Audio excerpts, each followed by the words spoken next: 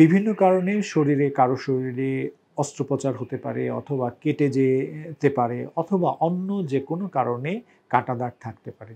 এই কাটা দাগের জন্য অনেক সময়ই সেই কাটা দাগটা অনেক সময় শরীরে এক্সপোজড জায়গাগুলোতে থাকে যার জন্যে ওই দাগগুলো বেশি বোঝা যায়। এই দাগের চিকিৎসা ব্যবস্থাপনা আছে। এই চিকিৎসা ব্যবস্থাপনা আমাদের প্লাস্টিক সার্জনরা করে থাকেন।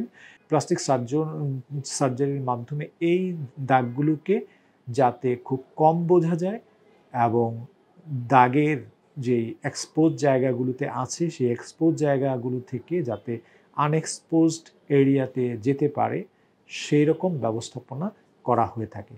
সুতরাং আপনাদের যখন কাটা দাগের বিভিন্ন রকম সমস্যা থাকবে, সেই কাটা দাগটা হয়তো কোনো অস্ত্রোপচারের জন্য হতে পারে অথবা কেটে যেয়ে সেটা অন্য কোনো জায়গায় ব্যবস্থাপনার জন্য হতে পারে অথবা যেকোনো ধরনের কাটা দাগ থাকুক না কেন, এই কাটা দাগ চিকিৎসার জন্য অবশ্যই একজন প্লাস্টিক সার্জনের শরণাপন্ন হওয়া উচিত।